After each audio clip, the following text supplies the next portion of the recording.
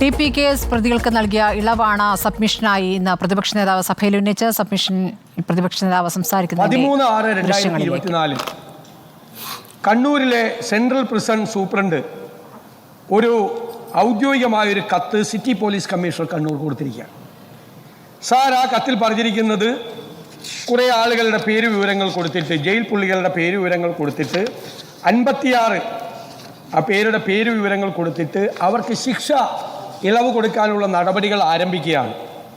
അതിനാൽ അവരുടെ പ്രൊബേഷൻ റിപ്പോർട്ടുകൾ സഹിതം അവരുടെ ബന്ധുക്കൾ, കുറ്റകൃത്യത്തിന് ഇരയായവർ അല്ലെങ്കിൽ അവരുടെ ബന്ധുക്കൾ എന്നിവരിൽ നിന്നുള്ള പ്രതികരണം ഉൾപ്പെടെയുള്ള അന്വേഷണ റിപ്പോർട്ട് സർക്കാരിലേക്ക് സമർപ്പിക്കുന്നതിനായി ഇത് കൊടുക്കണം എന്നുള്ള ഔദ്യോഗികമായ കത്താണ്.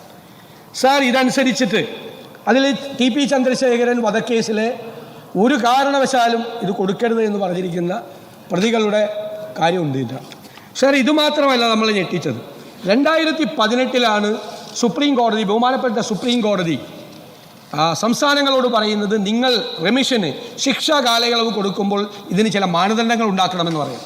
സാർ, അതിൻ്റെ ഭാഗമായിട്ട് നമ്മുടെ സർക്കാർ 2023/11/2018 മാർഗനിർദ്ദേശങ്ങളുണ്ടാക്കി, മാനദണ്ഡങ്ങളുണ്ടാക്കി. സാർ, ആ മാനദണ്ഡത്തിലെ 11ാമത്തെ ഐറ്റം രാഷ്ട്രീയ കൊലപാതകങ്ങളിൽ പെട്ട പ്രതികൾക്ക് ഒരു കാരണവശാലും അവരുടെ ലൈഫ് ഇംപ്രിസൺമെൻറ്റ് 14 വർഷം പൂർത്തിയാകുന്നത് വരെ ശിക്ഷാ ഇളവ് കൊടുക്കരുതെന്നാണ് 2018 ഉത്തരവ്. സാർ, നമ്മളെ അത്ഭുതപ്പെടുത്തിക്കൊണ്ട് 25/11/2022 സർക്കാർ ഒരു പുതിയ ഉത്തരവിറക്കി. സാർ, ആ ഉത്തരവിൽ 2018 ഈ രാഷ്ട്രീയ കൊലപാതകങ്ങൾ നടത്തിയ പ്രതികളെ ശിക്ഷാ ഇളവിൽ നിന്ന് ഒഴിവാക്കണം എന്നതങ്ങ് എടുത്തു മാറ്റി. ഈ പ്രതികൾക്ക് ഇളവ് കൊടുക്കാൻ വേണ്ടിയിട്ടുള്ള ഗൂഢാലോചന ആരംഭിക്കുകയാണ് 2022 ഗൂഢാലോചന ആരംഭിക്കുക. മാത്രമല്ല, Kerala prisons and correctional service act 2010 അനുസരിച്ചിട്ട് 78(2) വകുപ്പ് അനുസരിച്ചിട്ട് പറയുന്നത് എന്താണെന്നറിയാമോ? സാർ, ഒരാളുടെ ശിക്ഷാ കാലാവധിയുടെ 1/3 താഴെയായിരിക്കണം അയാൾക്ക് ആകെ കൊടുക്കുന്ന പരോള്, ശിക്ഷാ ഇളവ്, ലീവ്, ഇതെല്ലാം കൂടി കണക്കാക്കിയിട്ട് നോക്കുവാണെങ്കിൽ അയാളുടെ മൊത്തം ശിക്ഷാ കാലാവധിയുടെ 1/3 താഴെ ആകാൻ പാടുള്ളൂ. പക്ഷേ ഈ TP ചന്ദ്രശേഖരൻ കൊലക്കേസിലെ പ്രതികൾ മിക്കവാറും സമയത്ത് പുറത്താണ്, പരോളിലാണ്. അവർക്ക് ഇനി ശിക്ഷാ ഇളവ് കൊടുക്കുമ്പോൾ ഈ പ്രിസൺ ആക്റ്റിലെ ഈ ഒരു പ്രൊവിഷൻ തടസ്സമായി മാറും. അവർക്ക് ഒരിക്കലും ശിക്ഷാ ഇളവ് കൊടുക്കാൻ പറ്റില്ല. കാരണം മൊത്തം ശിക്ഷാ കാലയളവിൻ്റെ 1/3 കൂടുതൽ പ്രാവശ്യം അവർ പുറത്തു പോയിട്ടുണ്ട്. അപ്പോൾ എന്ത് ചെയ്തു സാർ? 22ാമതിലെ ഉത്തരവിൽ ആ പ്രിസൺ ആക്റ്റിലെ 78(2) എന്ന് പറയുന്ന ആക്ട് അങ്ങ് എടുത്തു കളഞ്ഞു. സാർ, എനിക്ക് അങ്ങ് പാർലമെൻ്ററി കാര്യ മന്ത്രിയാണ്, നിയമജ്ഞനായിട്ടുള്ള ആളാണ്. ഞാൻ ചോദിക്കുന്നത്, പ്രിസൺ ആക്ട് എന്ന് പറയുന്നത് നമ്മുടെ സഭ പാസ്സാക്കിയതാണ്. സഭ പാസ്സാക്കിയ ഒരു പ്രൊവിഷൻ, ഈ സഭ പാസ്സാക്കിയ ഒരു പ്രൊവിഷൻ അങ്ങോട്ടുകൂടിയാണ് ചോദിക്കുന്നത്. ഒരു ഗവൺമെൻറ് ഉത്തരവിലൂടെ റദ്ദാക്കാൻ ഈ ഗവൺമെൻറ്റിന് എന്ത് അധികാരമുള്ളത്? ഗവൺമെൻറ് സഭ അറിയാതെയാണ്. ഞാൻ വായിക്കാം. It is made clear that the provisions in section 78(2) of the Kerala prisons and correctional services act 2010 will not stand in the way of granting special remission എന്നാ പറയുന്നത്. സ്പെഷ്യൽ റെമിഷൻ കൊടുക്കാൻ ഈ നിയമസഭ പാസ്സാക്കിയ പ്രിസൺ ആക്ടിലെ 78(2) എന്ന് പറയുന്ന വകുപ്പ് സർക്കാർ ഉത്തരവിലൂടെ എടുത്തു കളയാൻ നിങ്ങൾക്ക് എന്തധികാരം? നിങ്ങൾ ഈ നിയമസഭയെ ബൈപ്പാസ് ചെയ്തിരിക്കുകയാണ്. ഗവൺമെന്റ് ഉത്തരവ്, ഈ നിയമസഭ പാസ്സാക്കുന്ന 2 മിനിറ്റ് കൂടി, ഈ നിയമസഭ പാസ്സാക്കുന്ന നിയമത്തെ ബൈപ്പാസ് ചെയ്യാൻ, ഗവൺമെന്റ് ഉത്തരവിലൂടെ ബൈപ്പാസ് ചെയ്യാൻ നിങ്ങൾക്ക് എന്താ അധികാരം? അപ്പൊ ആരെ രക്ഷിക്കാനാണ്? അപ്പൊ ആദ്യം രാഷ്ട്രീയ കൊലപാതകങ്ങളിലെ പ്രതികൾക്ക് ഉണ്ടായിരുന്ന മാനദണ്ഡം എടുത്തു മാറ്റി. രണ്ടാമത് അവരുടെ 1/3 എന്നുള്ള സംഭവം എടുത്തു മാറ്റി. സാർ, എന്നിട്ടാണ് ഈ ഇത് കൊടുക്കുന്നത്. ഇനി ഇവിടെ കഴിഞ്ഞ ദിവസം അടിയന്തര പ്രമേയം കൊണ്ടുവന്നപ്പോൾ പറഞ്ഞത് ഇതൊരു അഭ്യൂഹമാണ്. സാർ, ഈ ജയിൽ സൂപ്രണ്ട്, സർക്കാരല്ല പറഞ്ഞത്, ജയിൽ സൂപ്രണ്ട് സിറ്റി പോലീസ് കമ്മീഷണർക്ക് അയച്ച കത്ത് എങ്ങനെ അഭ്യൂഹമാണ്?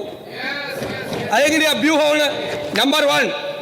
നമ്പർ 2, ഇതിൽ ഇരയായിരിക്കുന്ന ഒരു വനിതയുണ്ടല്ലോ ഇവിടെ, ഒരു സ്ത്രീ ഉണ്ടല്ലോ ഇവിടെ, അവരോട് പോലീസ് അന്വേഷിക്കാം. അപ്പോൾ ആദ്യത്തെ ഒരു പ്രതി KK മുഹമ്മദ് ഷാഫിക്ക് വേണ്ടി ചൊക്ലി പോലീസ് സ്റ്റേഷൻ 21/6/2024 വൈകുന്നേരം ഫോണിൽ ബന്ധപ്പെട്ട് രമയുടെ മൊഴിയെടുത്തു. സാർ, രണ്ടാമത്തത് വേറൊരു പ്രതി S. സിജിത്ത്, അണ്ണൻ സിജിത്തിന് വേണ്ടി പാനൂർ പോലീസ് സ്റ്റേഷൻ വൈകുന്നേരം 22/6 ഈ മാസം, ഈ കഴിഞ്ഞ ആഴ്ച 24 വൈകുന്നേരം MLA ഓഫീസിൽ നേരിട്ടെത്തി മൊഴിയെടുത്തു. രണ്ടാമത്തെ കേസ്. അപ്പം TK രജീഷിൻ്റെ എടുത്തിട്ടില്ല. ഞങ്ങൾ നേരത്തെ പറഞ്ഞത് TK രജീഷ്, മുഹമ്മദ് ഷാഫി, S. സിജിത്ത് എന്നീ 3 പ്രതികളെ ഇതിൻ്റെ അകത്തുള്ളതായിട്ടാണ്. സാർ ഇപ്പം നോക്കിയപ്പോൾ എന്താ, ഏഴാമതൊരാളും കൂടിയുണ്ട് പ്രതി, ട്രൗസർ മനോജൻ. നിങ്ങളെല്ലാം ഈ നിയമസഭയിലെ ബഹുമാനപ്പെട്ട ചെയർ ഉൾപ്പെടെ സംസ്ഥാന സർക്കാരിന് വേണ്ടി വാദിച്ചവരുൾപ്പെടെ എല്ലാവരും പറഞ്ഞ് ഇതൊരു അഭ്യൂഹമാണെന്ന്. ഞാൻ ഈ സഭയുടെ മുമ്പാകെ ഒരു പ്രധാനപ്പെട്ട കാര്യം, ഒരു പ്രധാന സംഗതി വെളിപ്പെടുത്താൻ ആഗ്രഹിക്കുന്നു. സാർ, ഈ മനോജൻ എന്ന ട്രൗസർ മനോജന്റെ പോലീസ് സ്റ്റേഷൻ അതിർത്തി ഏതാ? Kolavallur police station. സാർ, ഇതെല്ലാം നിങ്ങൾ സ്പീക്കറും നിങ്ങളെല്ലാം പറഞ്ഞു കഴിഞ്ഞിട്ട് ഇന്നലെ വൈകുന്നേരം 7:37 രമയുടെ മൊഴി കൊളവല്ലൂർ പോലീസ് സ്റ്റേഷൻ എടുക്കുക. നാളെ നിങ്ങൾ എന്നിട്ട് നിങ്ങൾ ഇത് അഭ്യൂഹമാണെന്ന് പറയാ. അഭ്യൂഹമാണെന്ന് നിങ്ങൾ പറയാ.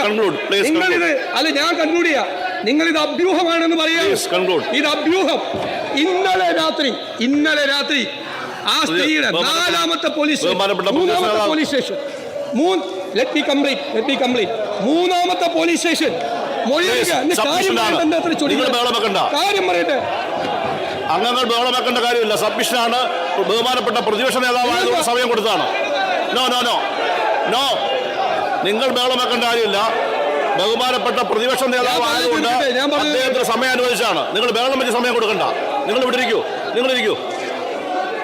നോ, സബ്മിഷനാണ്. ബഹുമാനപ്പെട്ട പ്രതിപക്ഷ നേതാവായതുകൊണ്ട് അദ്ദേഹത്തിന് സമയം അനുവദിച്ച് നിങ്ങൾ ബഹളം വെക്കണ്ട. അങ്ങ് കംപ്ലീറ്റ് ചെയ്യൂ. സബ്മിഷൻ മാത്രമല്ല, അടിയന്തര പ്രമേയത്തിന് അനുമതി കൊടുക്കുന്ന സബ്മിഷൻ സമയം കൊടുക്കും. പ്ലീസ്, നിങ്ങളല്ല സ്പീക്കർ തീരുമാനിക്കുന്നതല്ല.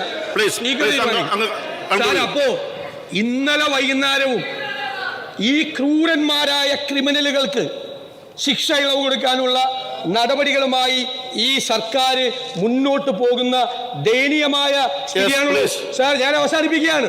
സാർ, ഈ പ്രതികൾ ആരാ? പരോളിൽ ഇറങ്ങി സ്വർണ്ണക്കള്ളക്കടത്ത് കേസ്, മയക്കുമരുന്ന് കേസ്, സ്വർണം പൊട്ടിക്കൽ കേസ്, ഇതിലെ കൊട്ടേഷൻ സംഘങ്ങൾ, നിരവധി തോക്ക്, ഇതിലെല്ലാം പ്രതികളായ ഈ ആളുകളെയാണ് ഈ സർക്കാർ ശിക്ഷാ ഇളവ് കൊടുത്തി പുറത്താക്കാൻ ശ്രമിക്കുന്നത്.